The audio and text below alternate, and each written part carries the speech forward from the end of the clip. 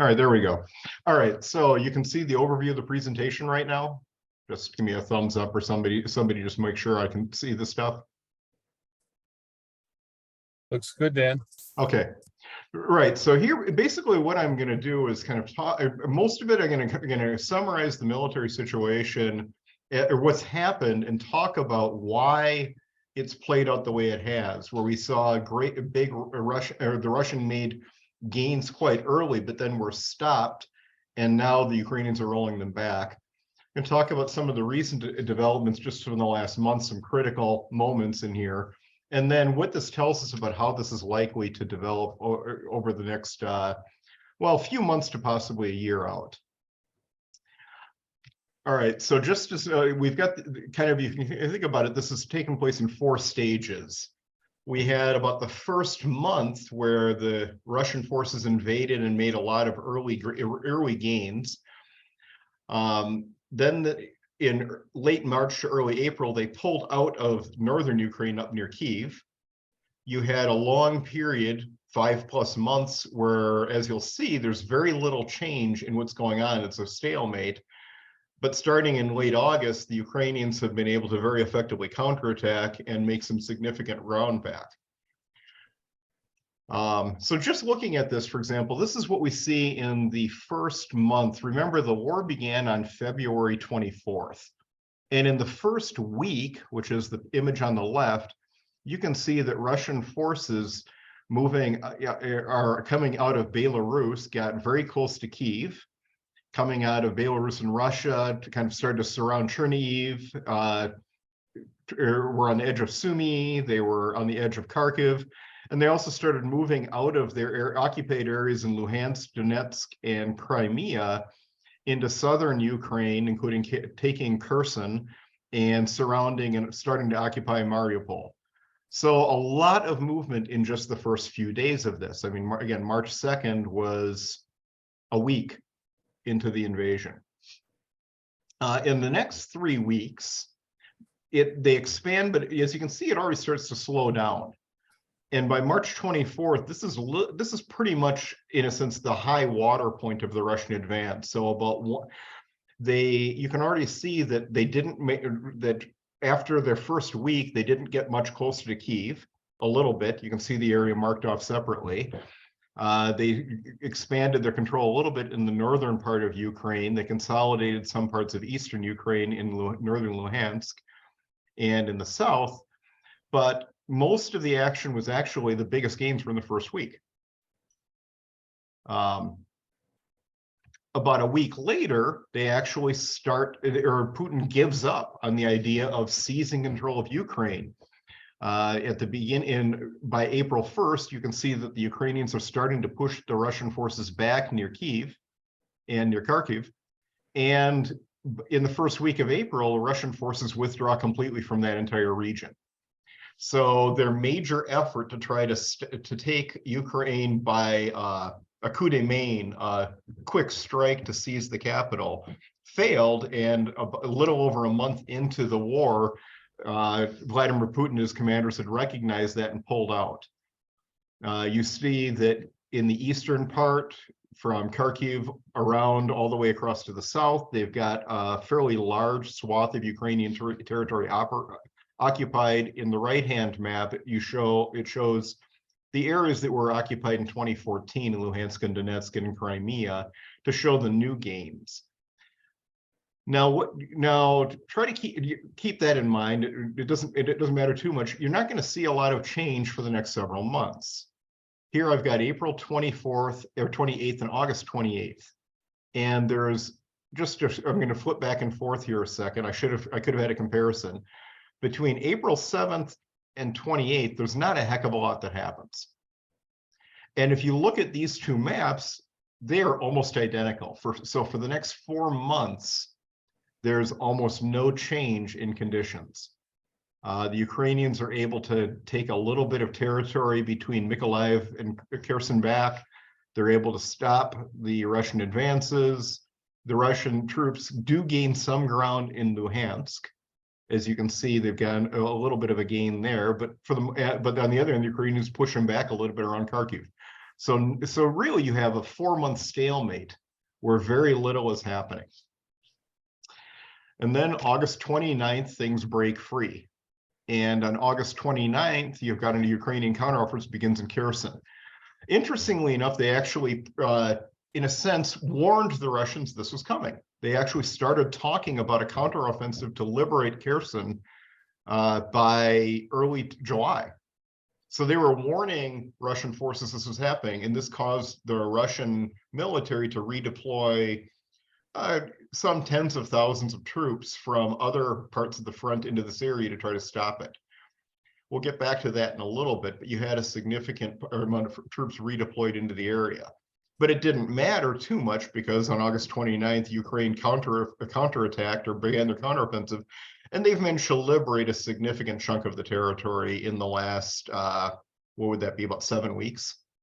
So basically since school began for us, that's when this offensive began, and they've rolled back the Russian front quite a ways in this area. More importantly, in some respects, about a week later, a little over a week later, they began a counteroffensive near Kharkiv. And this has been much more successful. What happened was that they took advantage of the fact that the Russians pulled a lot of troops out of this region to go move them to defend Kherson. So they surprised everyone, literally everyone, because nobody was talking about a possible offensive here really until September 6th, and obviously including the Russians, and launched a major counteroffensive that's been quite a bit more successful in taking land back. And they continue to advance in this area, albeit somewhat slowly, as we'll talk about in a minute. They're getting close to this area, Svatove, I think. I'm not sure how to pronounce that one correctly.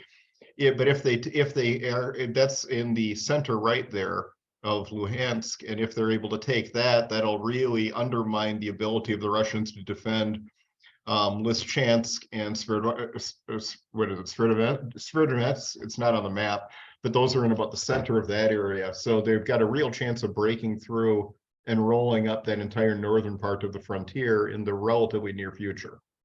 Now, Russia still occupies some 15% of Ukraine, so they still have a lot of ground yet to regain. All right, so let's talk about why this happened. Actually, the current situation, I forgot if I had this slide in here. So just as the big picture, you can see how much territory of Ukraine is still occupied, both from 2014 and the recent invasion, but also how much territory the Ukrainian forces have regained. In the last few weeks, the Ukrainian counteroffensive has slowed down because wet weather turned a lot of Ukraine into mud. So at the moment, they have not, the last week or two, they have not been regaining much territory. Okay, so let's talk about why this happened now. First of all, at the beginning of the war, this is what it looked like. It looked like Russia had massive military superiority over Ukraine. An active military 4 times the size, over 20 times the fighter and attack aircraft, 15 times as many helicopters, 5 to 6 times as many tanks, 3 times as many other armored vehicles, more than twice as much towed artillery, plus a lot of other resources. The idea was that it looked like Russia had massive military superiority and they would easily defeat Ukraine. Just because they had so much larger military, and especially in the heavy equipment that's used for offensive operations, air forces, artillery, and armored vehicles. And that includes the helicopters when I talk about air forces. And of course, remember that they gained a lot of ground in the first week, which certainly seemed to validate the assumption that this was going to be a Russian pushover. However, they also suffered very heavy casualties. This is estimated casualties from 1 week into the war. So now these are Ukrainian estimates, so they were undoubtedly high, but we're talking about again, possibly up to 9,000 troops, which is a significant percent. I mean, 9,000 troops is more troops than the US lost in the last 20 years in Iraq and Afghanistan combined. 9,000 casualties is a lot of casualties. And that's supposedly, that's an estimated number of killed, that's not wounded. Again, 30 aircraft, possibly 31 helicopters, a couple hundred tanks, 900 armored personnel carriers. They suffered a lot of damage. And this kind of speaks to something which surprised everyone, which is that the Ukrainians were able to stop the Russian advances relatively quickly and inflict very heavy casualties. This is where, again, going back to just this original map here, notice again, 1 week into it, there's not much difference between 1 week and 4 weeks or a month into it. So that again points to how quickly the Russian military, the Ukrainian military was able to stop the Russian advance. It's important to understand that we have to understand kind of the strengths and limitations of both of these militaries. And the Russian strengths were in terms of size and equipment. Very well equipped, lots of armored vehicles, lots of artillery, very large air forces and missile forces available. And they had the initiative. They got to pick where the battles would be at the beginning, and which allows them to concentrate as opposed to being spread out defending the whole country.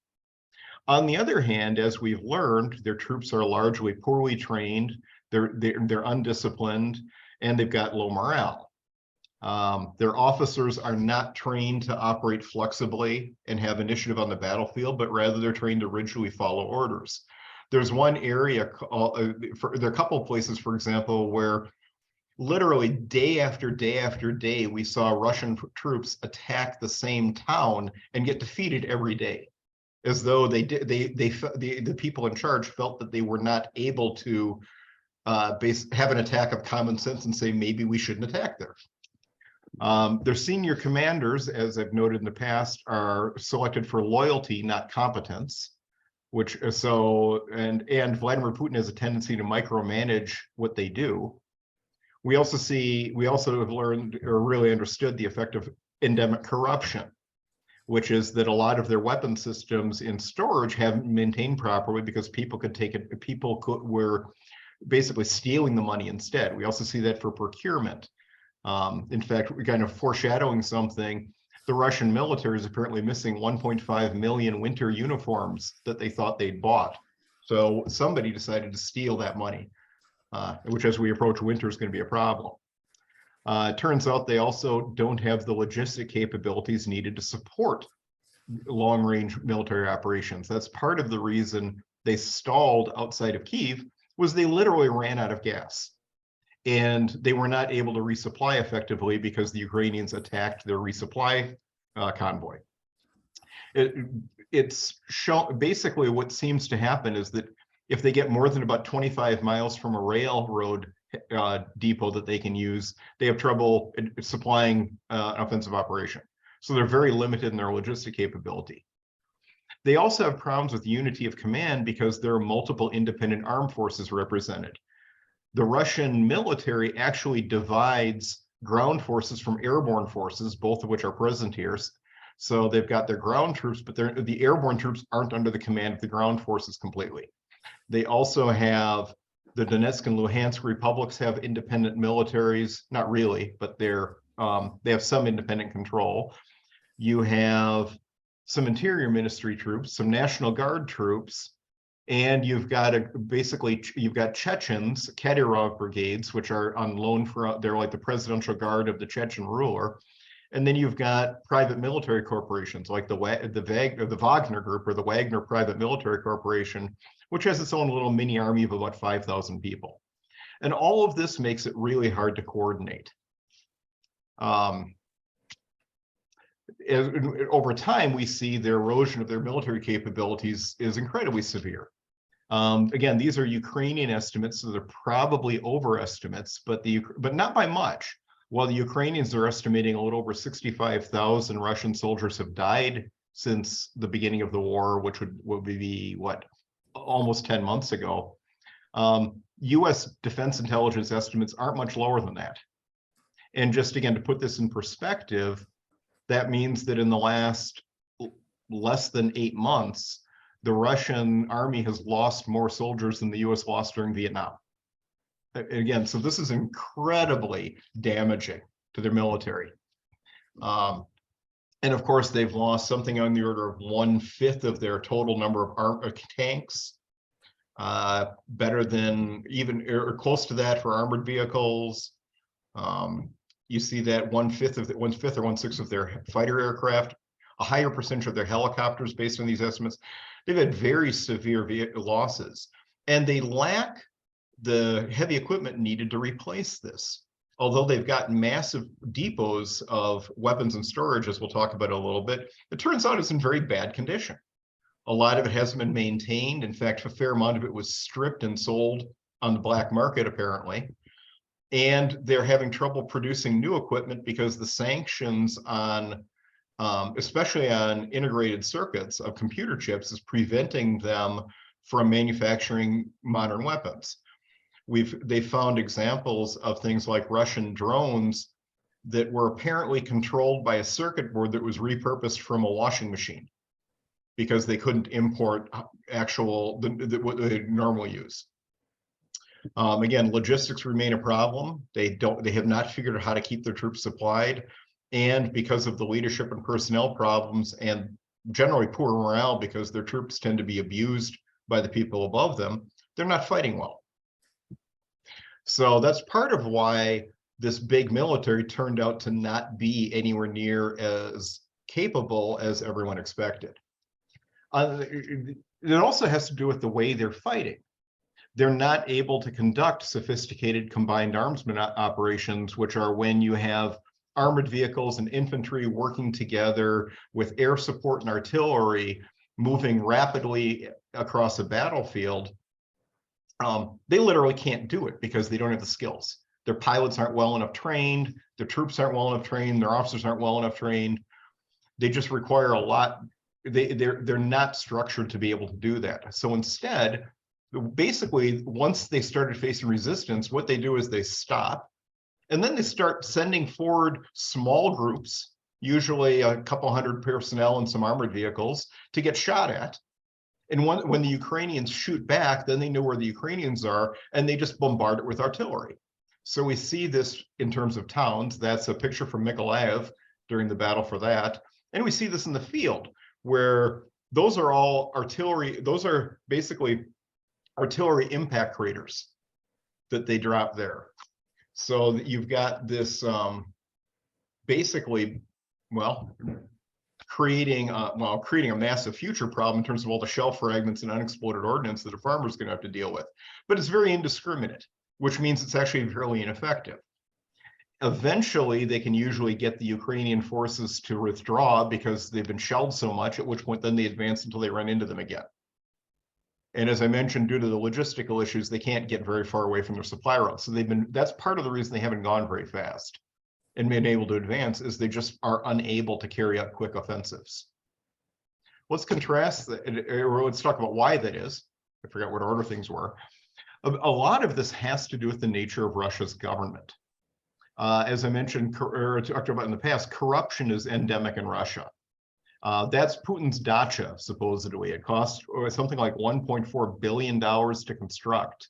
It's down in the south by the Black Sea, and it's been under extensive renovations, although he claims it's not there. That goes from the top all the way down to the bottom, where troops routinely would steal gasoline from their vehicles and sell it to buy vodka. So corruption is riddled through the whole system. The gentleman to the right is the defense secretary, Sergei Shoigu, who has apparently accumulated multi-tens of millions of dollars fortune through corruption, taking advantage of things like weapons procurement programs to siphon off money. So instead of buying weapons or training people or paying for maintenance, it goes into the pockets of people like Shoigu.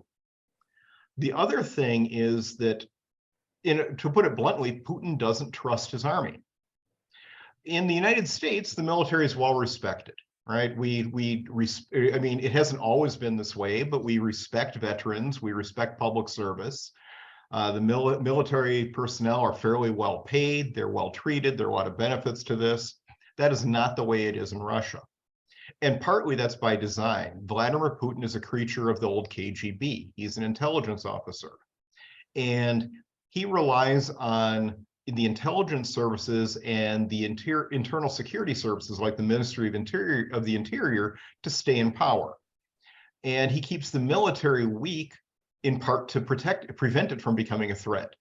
So he uses the military for show. That's a picture of World War II victory parade down below there. So he has this military that's very fancy and showy, at least some units from it. But you also have a lot of this divide and conquer going on. The actual Russian military the ground forces have about 300,000 personnel. That's out of that 1 million and change active duty personnel at the beginning that I talked about. Only 300,000 are the ground forces. Then the airborne forces are another 45,000. Then you have the Ministry of Interior, which has the National Guard, which has 340,000 troops. So they're almost as large as the ground forces. Then you've got the Federal Protective Services, they're kind of like a souped up version of the U.S. Secret Service. The U.S. Secret Service has 3,000 or 4,000 people in it for bodyguards for the president, for example, and other important political figures. The Russian version has 50,000 armed personnel in it. So basically, it's organized in a way that's designed to keep the military relatively weak and protect Vladimir Putin from that potential threat. But as a result, of course, when it gets sent to war, the military's in a rough shape. Again, this is part of the reason why you also see things like the bad training is kind of the legacy of the Soviet system. They were organized that way under the Soviet Union, only the Soviets actually put a lot more effort into maintaining a well-trained military. When the Soviet Union fell and Russia followed the same system, instead of maintaining the same practices, Russian leaders generally siphoned off the money for their own purposes, so the corruption undermined their whole system. In contrast, let's look at Ukraine. Ukraine has almost the opposite strengths and weaknesses. If you look at the weaknesses, at the beginning of the war, they had very little modern equipment. Most of what they had was from the Soviet era. They were outnumbered more than 20 to 1 in aircraft. They were outnumbered 5 to 1 in armored vehicle or tanks. They were outnumbered 3 to 1 in other armored vehicles. They generally just had too little heavy equipment to directly confront Russian forces on the battlefield. They could defend against it, but they couldn't attack at the beginning of the war. They just didn't have the forces available. You have to have military superiority to carry out an effective attack. But they have some real strengths. They have a well-trained military. Their troops have high morale, especially because they're defending their homeland from a foreign invader. Most of their troops have combat experience because they've been fighting an ongoing war for the last 8 years against the separatists in Luhansk and Donetsk. Their officers and non-commissioned officers who lead the troops on the battlefield are trained to use their initiative and be flexible and mobile in battle. There's a lot of public support for the military, unlike in Russia, for example, where the military isn't well respected. You have a unified military command structure where the president, Zelensky, doesn't interfere. He gives them big directions and takes their advice, but he doesn't get involved in how they run the war. And you also have a strong problem-solving culture. They've done some really interesting innovations regarding things like using civilian drones and cell phones to create a network for counter-battery artillery against Russian artillery. So they've done some really cool stuff there that is very interesting for those of us who study this.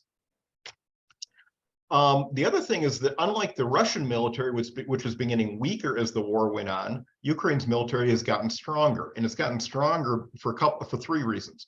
First, we and our NATO allies have provided tens of billions of dollars in equipment. Primarily relatively easy vehicles to operate. So we've either been providing them with Soviet surplus vehicles that were possessed by NATO allies like the Poles and the Czechs, or we've been providing things like Humvees or simpler armored vehicles that we'd put in storage because we were using them. And we've been providing with a lot of high quality artillery. One of the things that they really lacked was the ability to provide fire support for their troops. So we've been providing them with our multiple guided missile systems, the HIMARS and M270 rocket systems, and again, long-range artillery. In addition, Ukraine has captured a ton of Russian equipment, over 400 tanks, for example, over 1,000 other armored vehicles, artillery, trucks, any kind of support, because the Russian troops have such bad morale that often what happens is if their tank breaks down, they just abandon it and run. So the Ukrainians have actually got something on the order of a couple of armored divisions worth of captured equipment that they're now using against the Russian invaders. They've also more than tripled the size of their military. Remember that at the 2021 numbers, the Ukraine had about 250,000 active duty military personnel, as opposed to the 1 million Russian ones. Now, that 1 million Russian troops is not all ground troops. Most of them are air forces, missile forces, and Navy. Ukraine has mobilized possibly up to 1 million troops since the war began. So right now, they actually significantly outnumber the Russian forces and are continuing to train forces that they've mobilized since the beginning of the war. Why is their military is also a hell of a lot better? Part of the reason is because they've tried really hard to make it better. In 2014, when the Russians first basically grabbed those parts of Donetsk and Luhansk and grabbed the Crimea, the Ukrainian military was worthless. They estimate that of the couple 100,000 people they had in active duty, only about 6,000 were combat ready. They had basically no military because they'd let it decline to that state. It was this corrupt, incompetent post-Soviet military that we're actually seeing Russia have today to some extent. Only the Ukrainian one was even worse. So in response to that, Ukraine embarked on military reforms. They created a new Ministry of Defense to manage things properly and to oversee it. In 2014, they were literally crowdsourcing military hardware. Ukrainian civilians were providing military hardware for the troops because they didn't have any real organized supply system. They also, importantly, invited NATO in to help them train and reorganize their military. And these people you see here, these are Ukrainians training in urban combat with NATO trainers. And NATO, of course, the US and its allies, we tend to emphasize individual troop training and leadership as a critical part of the battlefield. So we're seeing, in a sense, the impact of 8 years of NATO training missions on how well the Ukrainians fight. That even though drastically outnumbered in heavy equipment at the beginning of the war, they were able to stop the Russian invasion. Okay, so there are 4 things in the last month that are worth talking about here. We've already talked about since the counterattack began. On September 21st, Vladimir Putin ordered what he called a partial mobilization of reserves. We also had the annexation of Kherson, Zaporizhzhia, Donetsk, and Luhansk on September 30th. We've got multiple times Vladimir Putin's threatened to use nuclear weapons during this. And then most recently on October 8th, the Kerch Strait Bridge connecting Crimea to Russia got damaged. That's at the very southern peninsula, and I don't have a map of that here. Presumably the Ukrainians have done it.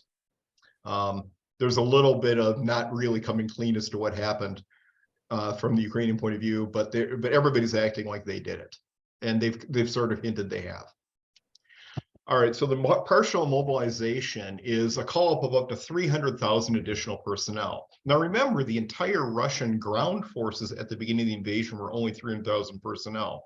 So this is pretty major, but they waited a long time to do this. This has been a very unpopular move. I've got this map here of protests against the military mobilization for just a 6-day period. And if you notice, that includes attacks against recruitment centers, attacks against administration buildings, and vandalism. There is a major backlash against that. That gentleman in the bottom right-hand screen, for example, is an unfortunate victim. That was a commander of one of these recruitment centers who was apparently turned up dead in the last week or so. So the reaction has been very negative. Several 100,000 men have fled Russia, either going into Finland, trying to get into Estonia, Lithuania, Latvia, taking planes to any place that they could go, such as Turkey, or fleeing across the southern border into the former Soviet Republic of Georgia.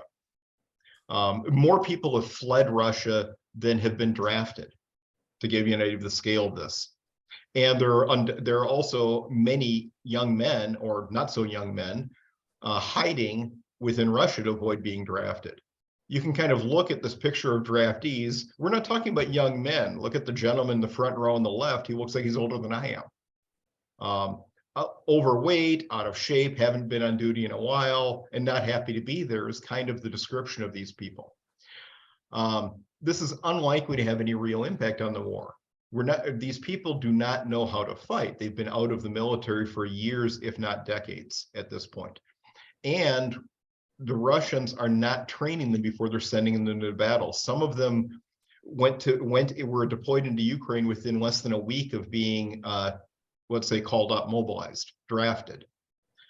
We've got Russian, and what they're doing is they're supposed to be grabbing recent veterans, but they're literally grabbing any man they can. There are areas in the in Siberia and eastern parts of Russia where they've literally grabbed every man they could in an entire village. Doesn't matter how old they is, doesn't matter how infirm they are. They're taking people out of insane asylums. They're grabbing them out of prisons. So we're not talking about militarily effective troops without a lot of training and screening out the ones who are incapable, and they're not doing that. The other issue is that they don't have a lot of equipment available. These troops are being issued things like rifles, sometimes that are over 100 years old, World War I era Russian rifles, rusty Kalashnikov auto rifles.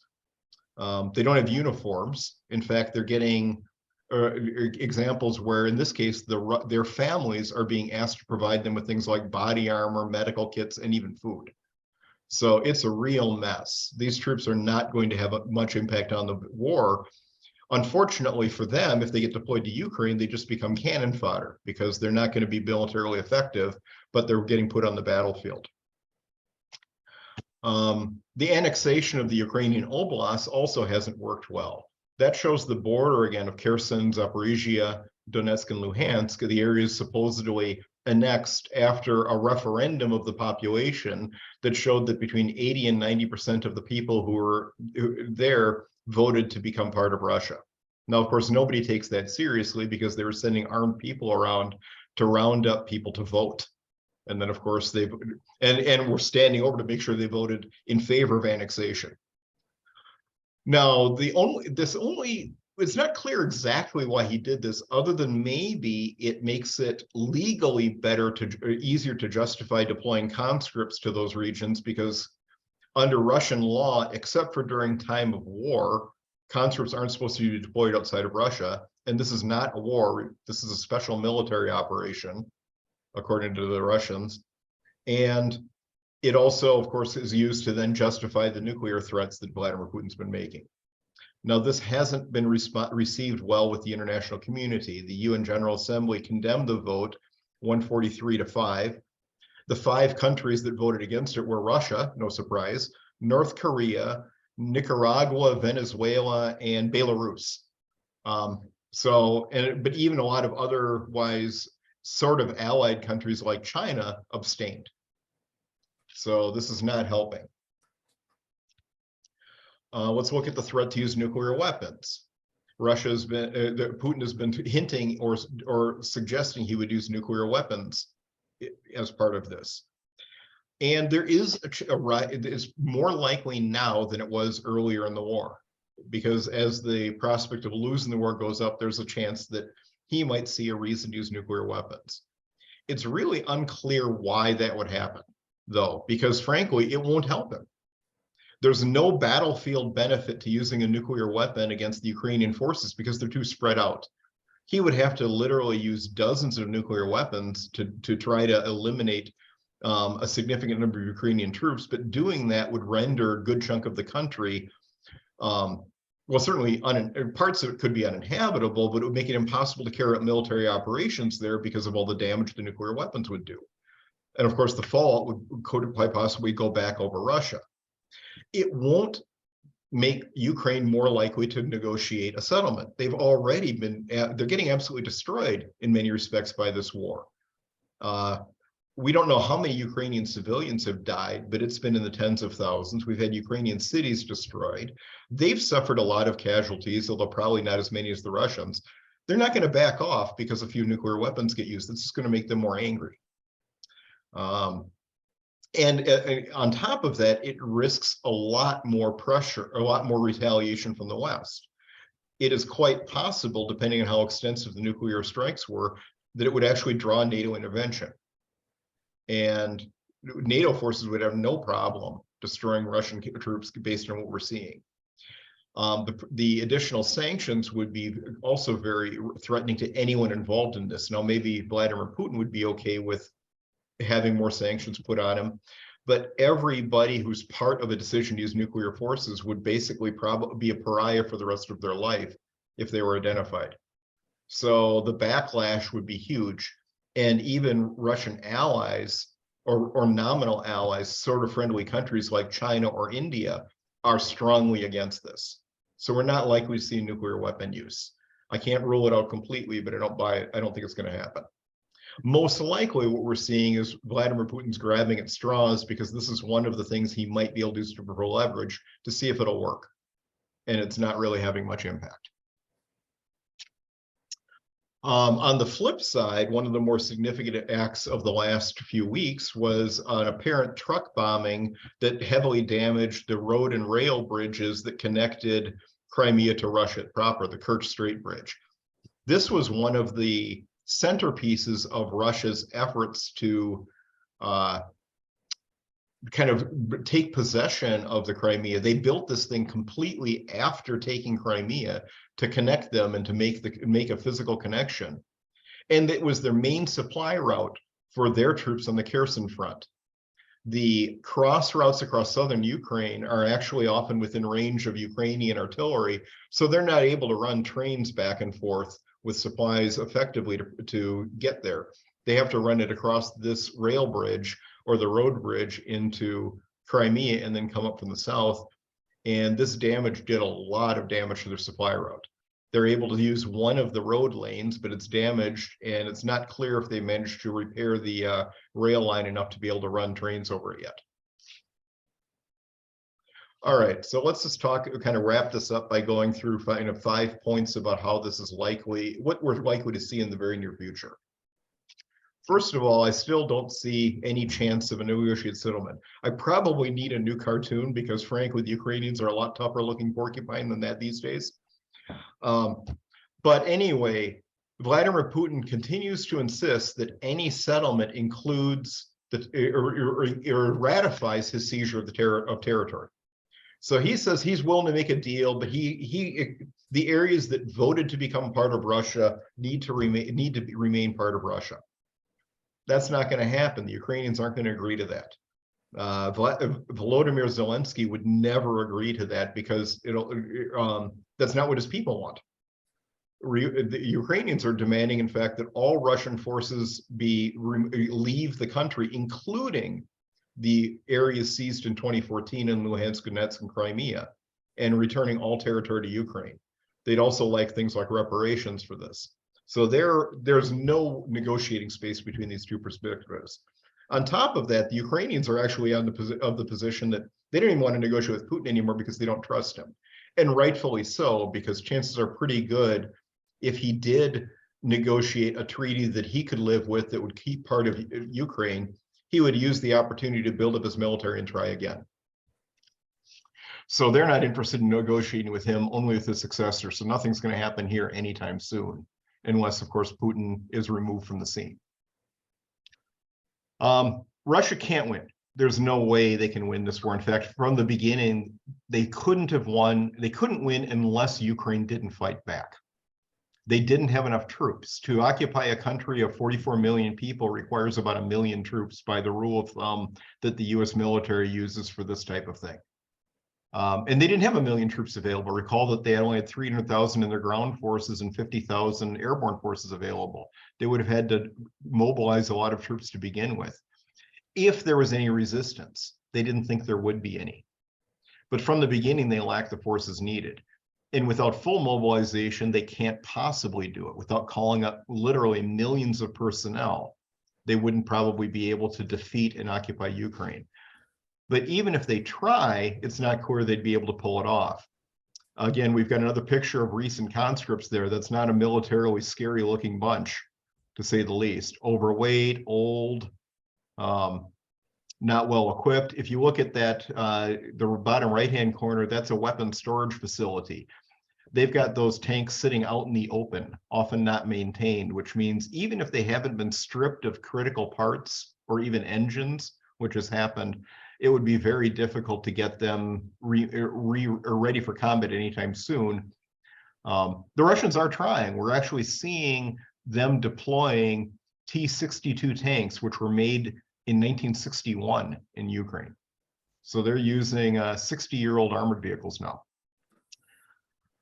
So they're basically, I don't think, not only do I think it's very clear that they can't win the war, I actually think that there's a reasonable chance they can't stop the Ukrainian offensives, over the long term. On the other hand, Ukraine is actually reasonably likely to be able to take back all that territory given enough time. Again, they now have about 1 million ground troops available, and they continue to train and equip them as they get access to equipment. So we're talking about, again, a large number of troops, far more troops than the Russians have, and a lot better troops. They've also been capturing a lot of equipment. Here's an example of a Ukrainian tank towing a captured Russian tank off to be restored and brought back into battle. But down below, you've got a US supplied HIMARS firing a rocket. These are very long range, very accurate weapons that are doing a tremendous amount of damage to the Russian forces. Right now, everything's slowed down due to mud. It's rainy in Ukraine, so you can't drive tanks across the fields. They'll just bog down, so they have to stay on the roads.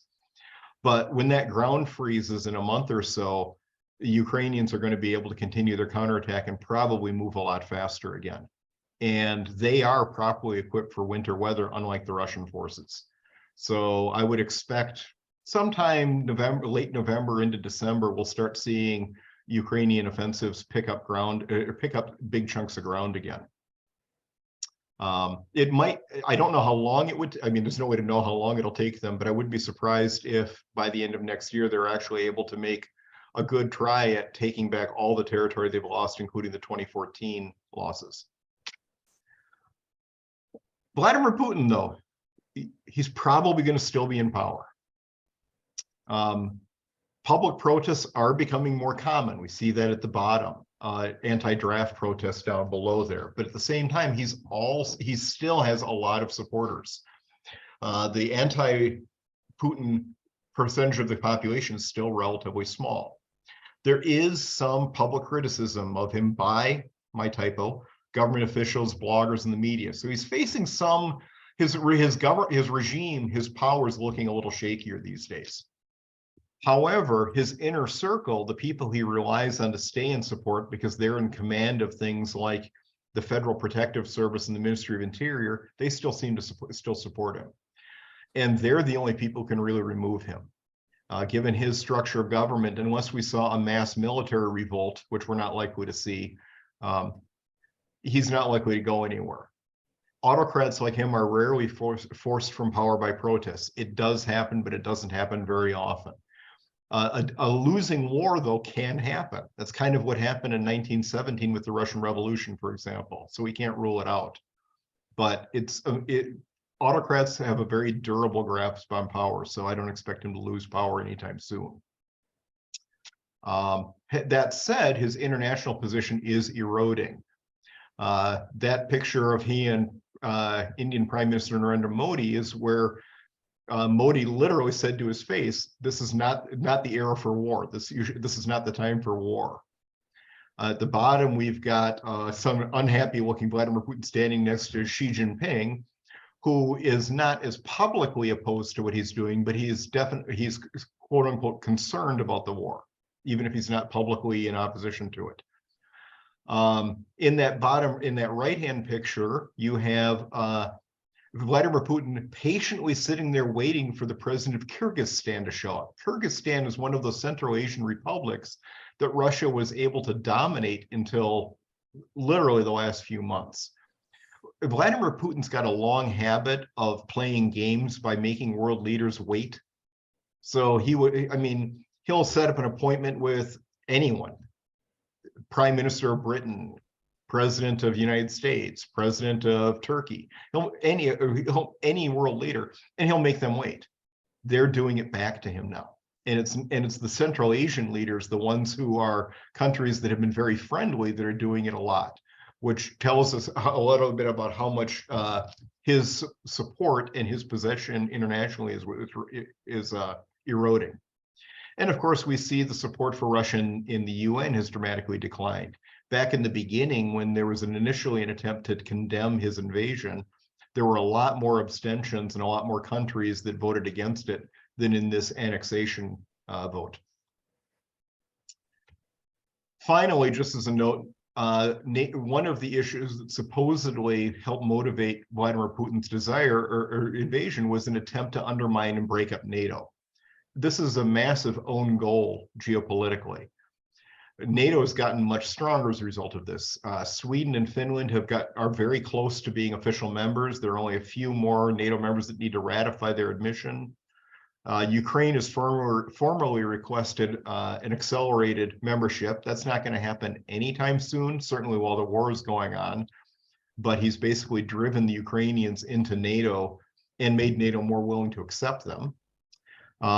Germany, most noteworthy, but other NATO powers are increasing their military budget, sometimes by a lot. Germany, for example, had created over $100 billion fund for military modernization and upgrades. And we're seeing a significant increase in NATO forces deployed into Russia's neighbors, Estonia, Lithuania, Latvia, as well as into countries fairly close by like Poland. So this has not worked out well. All right, and that's the snapshot. So a bit quicker, yeah, quite a bit quicker than the last one, but still fairly long. Any questions? I mean, I know that there were some that I'm sure some of you have some, but oh, people are bailing the minute I'm done. Any questions that anybody wants to ask?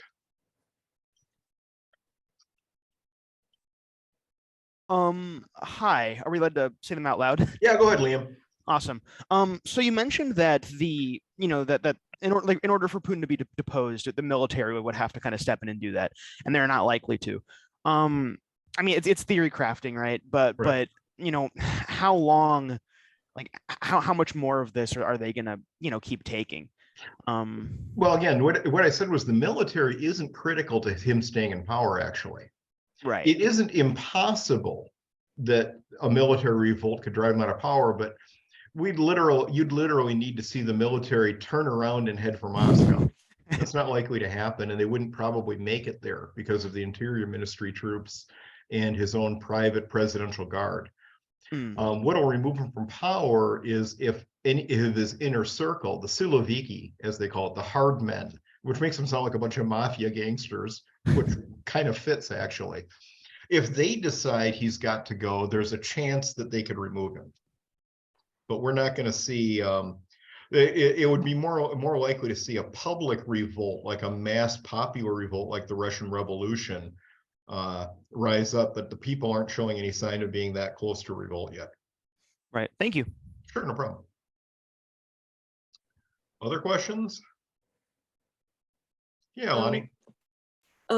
So you spoke about NATO getting stronger and Germany increasing its budget and more countries applying. But if this goes on for a very long time, it appears that there are parts of Europe where there is real hesitation to keep supporting the war, that much of the world is really going to suffer. And then after a while, Americans might even feel less supportive of the war. Correct. What do you see as that as becoming a factor in causing lack of support for perhaps fighting the war and then forcing not really a negotiated peace, but a negotiated stalemate that lasts for like 10 or 15 years until Putin dies? That's an interesting question. It's really hard to say. Support within, there are certainly members of NATO, such as Hungary, for example, that aren't particularly keen on supporting the Ukrainians. Viktor Orban, the president of Hungary, is much friendlier with Vladimir Putin. He'd rather this weren't happening. The major players in NATO and the European Union, though, are pretty solid in their support for the Ukrainians, at least for now. The question is how long this drags out. If this goes into 2024, we might start seeing more fractures in it. Right now, I think that at least NATO will hold together through the winter. So the question is what's going to be happening by next summer. But if the Ukrainians keep gaining ground and pushing the Russians back, I don't expect a lot of drop off in support because people tend to back a winner. It'd be more if they weren't actually making progress. Obviously, politics matters. If we see control of Congress in the US change, that would limit the ability of the Biden administration to continue offering support once the funds were exhausted that had already been appropriated. And I don't know exactly when that would happen. But you're right, there's some potential for losing for support for Ukraine being undermined by events or sometime into next year, but it's hard to say how quickly. Does that help? What about the support of the Russian people themselves? Are they behind this war? Do they know what's going on? That's the 64,000 or perhaps $64 million question. Certainly, now from day one of the things that the Ukrainians have been doing, which was very effective from a psychological a warfare point of view, was having any Ukrainian with family in Russia call them and tell them what's going on. In the early days, that didn't have, what I was reading was that a lot of them were saying their family members just didn't believe it. They would hear that they would get call from their cousin in Kyiv and they would say, no, we're not invading. No, our Russian forces are only, they're denazifying. They're getting rid of the Nazis, but they're not invading. I'm not sure that's still what's going on anymore, because you've got we see other evidence that the Russian people are getting an idea of what's happening. You're seeing from the beginning of the war, you saw a big spike in the use of virtual private networks to access the internet. The public internet in Russia is controlled so that people in Russia couldn't access, for example, American news sites. But VPN software can be used to get around those controls. And the amount of people in Russia using VPNs to access the internet went up by something like tenfold after the war happened. So people are looking for different information. They're probably getting it. We also see we see these public condemnations coming out of the media or government officials. We've had city councils in areas, I forget, there's one near St. Petersburg, that the city council called on Putin to resign for doing this. Now, that's a really good way to get sent to jail in Russia, but they were willing to do that. And then we see military bloggers in Russia, for example, really savagely critiquing how badly the war is going. So to some extent, the news is coming out. It's just not clear how much impact that's having on the Russian people. Although you've got a lot of men, for example, fleeing mobilization, you do have a couple 100,000 who've turned up. So again, this is one of those things where at some point you might see a massive shift against Putin, but what's going to happen is most likely it'll be very, very small for a little while until something that no one expects just sends everything, just like setting off a bomb. It's kind of like the protests in Iran after that young woman was killed by the religious police a couple of weeks ago, and the whole country is still turned upside down by protests. Nobody would have predicted that one person's death would cause such a major event. And it's kind of, it's almost kind of waiting to see if something like that will happen there. Did the U.S. forces intelligence have any idea how poorly the Russian armed forces are led, as well as the poor condition of their equipment? No, well, I mean, I think that there was some indication. Look, I was in military intelligence back in the 80s. And the way we treated it was we didn't think they were as good as we were, but we thought they were better than they're turning up to be now.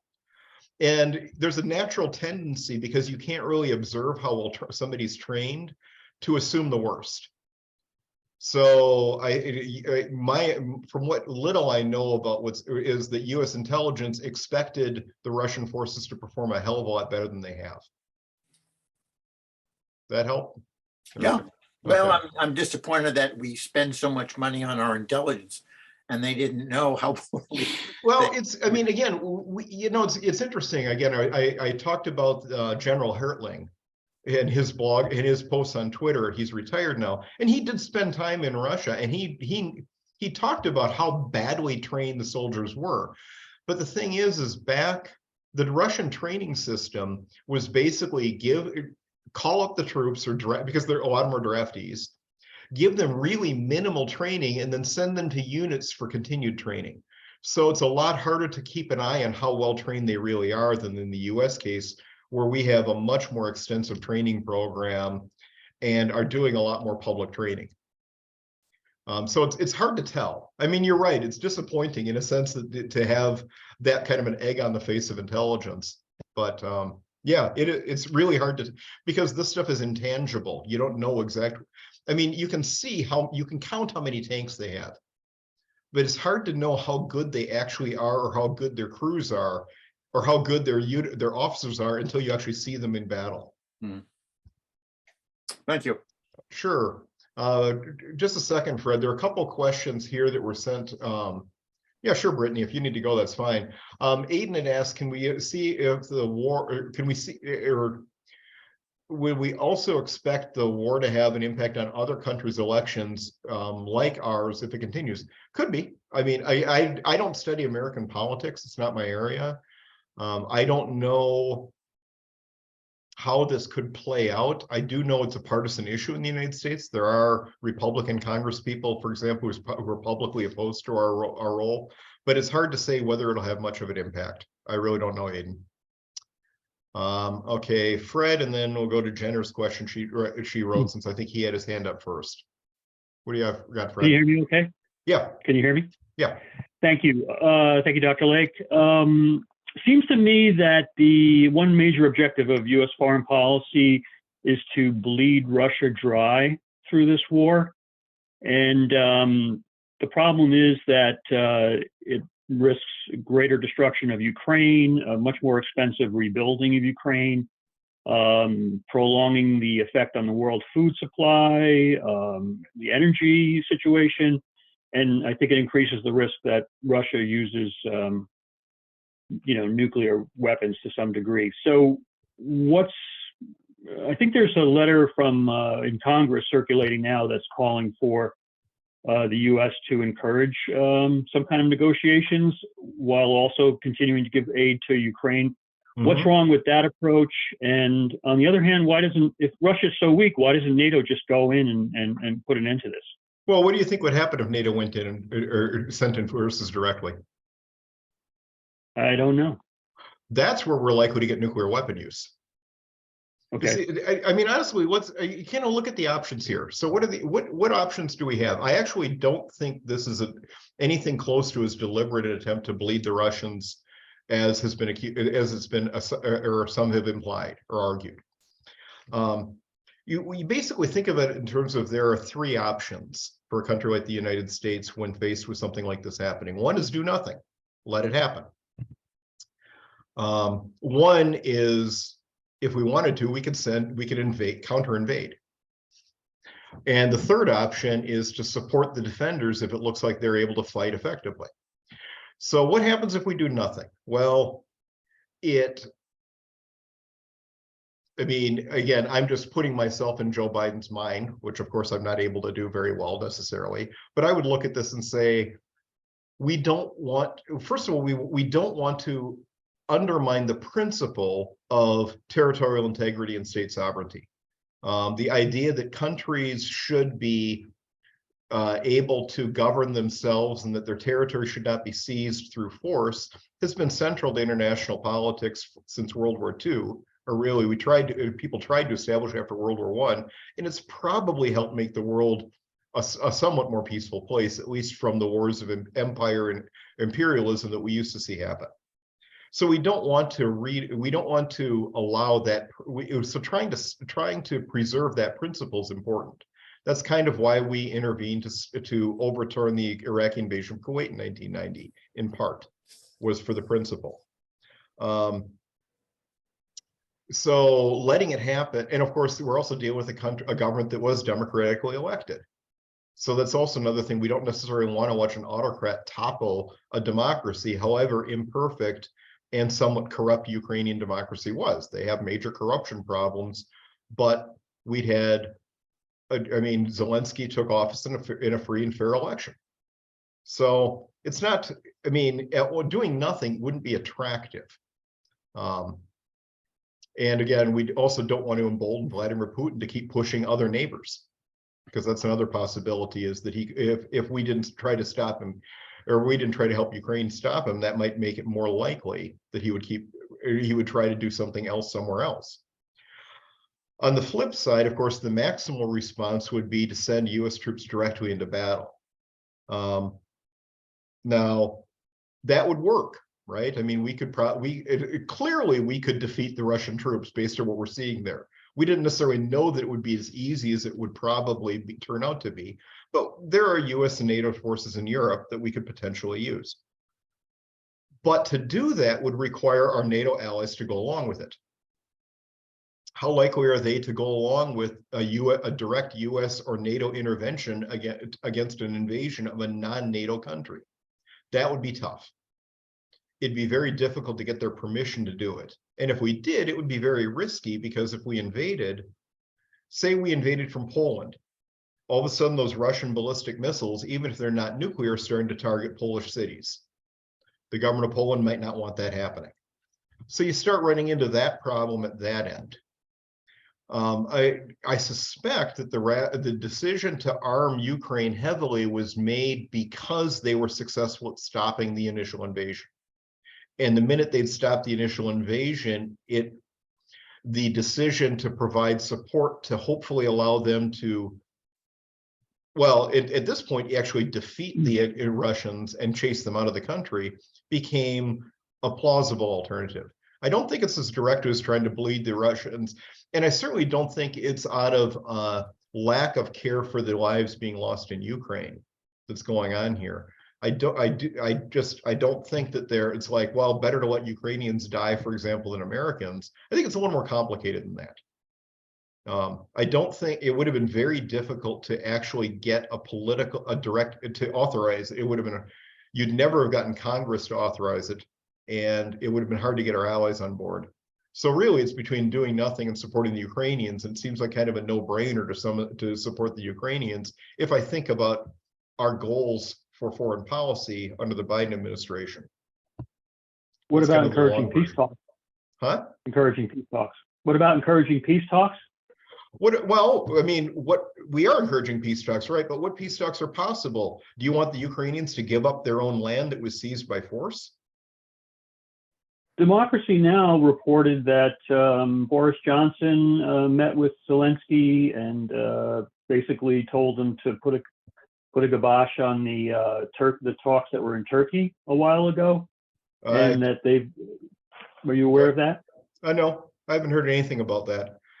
I doubt though that Zelensky, but the thing is, look, from day one, Zelensky has not been willing to negotiate away Ukrainian territory. So right, I don't. But what is there anything we could offer Putin for him to get out of Ukraine completely? I don't know. I mean, again, I can't think of anything that we would want to offer him. Again, I mean, just in a principled case, why would we want to pay him off for an aggressive war? I mean, he invaded a neighboring country. I don't want to reward that. From my point of view, anyway, it doesn't make any sense to actually do it. Now, again, if the Ukrainians weren't interested in fighting him off, if they were willing to sacrifice part of the country, if they were willing to say, accept the loss of Crimea, yeah, that's their decision. I'd be all in favor of it. But if they're not willing to do that, I don't think we should be telling them, no, you should give up part of your country. I mean, that's kind of what it comes down to from my point of view on this. Sorry, just a second, Ray. Jenna had a question about, has U.S. foreign policy changed to reflect the recent events in the war in Ukraine? I do think that, in fact, or has it remained same? I do think that the Biden administration is probably some of Joe Biden's comments about supporting Taiwan should be taken in light of the Russian invasion of Ukraine. I do think that up until that February day, I do think that having a softer touch response to both Vladimir Putin and to Xi Jinping, if he tried to be pushing Taiwan around, was probably part of U.S. foreign policy. And the minute that Vladimir Putin invaded, I think that not only did we switch to taking a harder line on that and a more aggressive, assertive response to Vladimir Putin, but I also think, in fact, that Biden's also basically been conveying, either indirectly or through support for Taiwan, trying to convey a message to the Chinese government to say, don't try the same thing over there. Because again, it's both maintaining principles, but also maintaining, in that case, a sort of ally. I mean, Taiwan, we don't have formal diplomatic relations with, we don't have a formal agreement with them, but they're really an important trading partner, as well as we've got a strong principled commitment to maintaining Taiwanese democracy. So I do think that I would assume that the Biden administration is probably taking a stronger line on these issues, as you see reflected in the national security strategy that was just released, what, a week or so ago now? I think it was this last week. Other questions? Yeah, Ray? Dan, I was wondering, this is almost becoming an energy war in addition to a territorial war. And a couple of things. One is Saudi Arabia and Putin getting together and reducing the amount of oil. Europe beginning to reach the point where they're not going to import 4 million barrels of oil a day. The gas lines have been severed to Germany. If it's a cold winter, this could really get pretty serious. Yeah, and it's certainly, the energy costs are skyrocketed for Europe. We're talking about hundreds of billions of dollars in government spending by Germany, Britain, and France, I think, in particular, but especially Germany and Britain, to try to put a cap on what's being spent by their own people who are trying to subsidize it. So yeah, it is. I mean, and the fact that the Saudis are cutting production now rather than waiting until demand drops suggests that they might be trying to manipulate the politics of it a little bit too, because of course high oil prices and high gas prices are a political issue in the United States. And it seems pretty clear that Mohammed bin Salman would really prefer that Republicans were in charge than Democrats, because the relationship's different. So yeah, I do think that oil is part of this thing, or the fuel. This is expanding out that way. Henry? Yeah.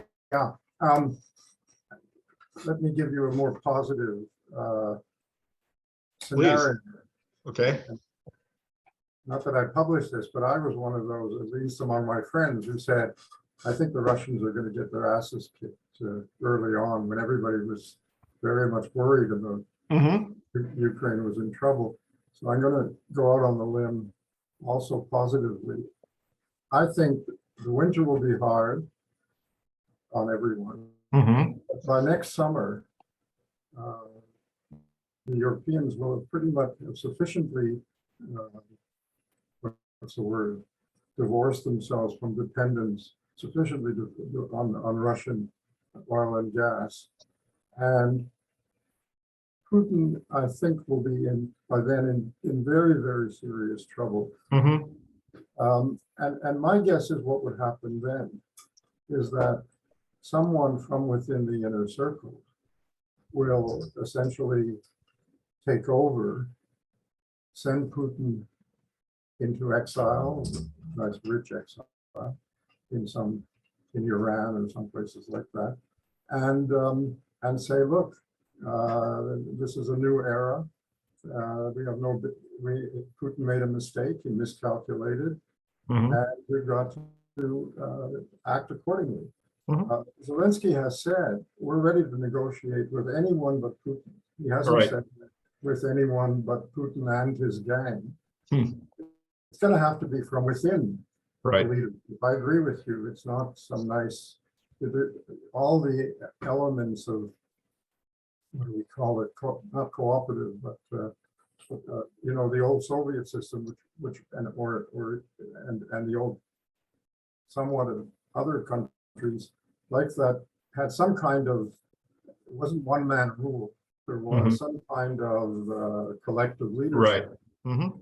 He has pretty much destroyed that. But Mhm. there are people around him and who are not necessarily associated with the war, even if they are part of it. They're not publicly associated with the war. And I think at some point, in purely self-interested terms, nothing to do with caring about Right.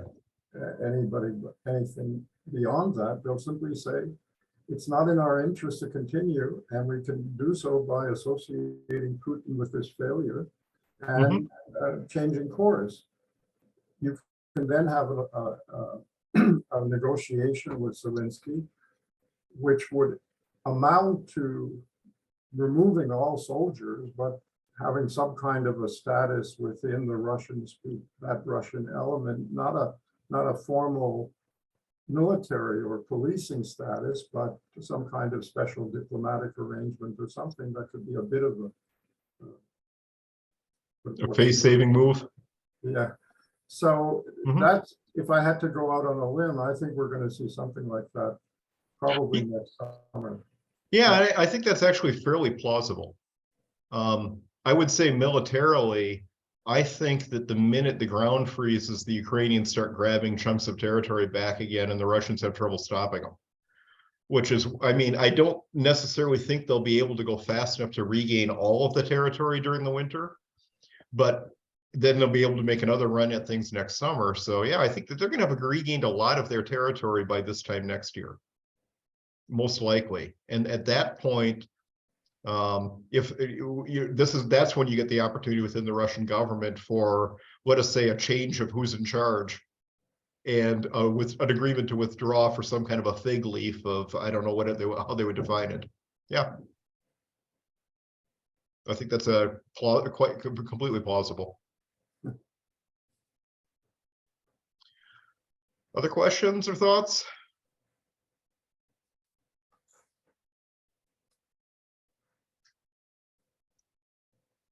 Well, thank you very much for being here. I appreciate the audience and discussion partners and the ability to have this conversation with you. Well, thank you for a good discussion, good If review. somebody else has done it, let me say, I thought that was a terrific presentation. Oh, thanks, Henry. I appreciate Much that. appreciated. Thank you. Well, have Well a done, Dan. wonderful. Well done. Thank you very much. Have a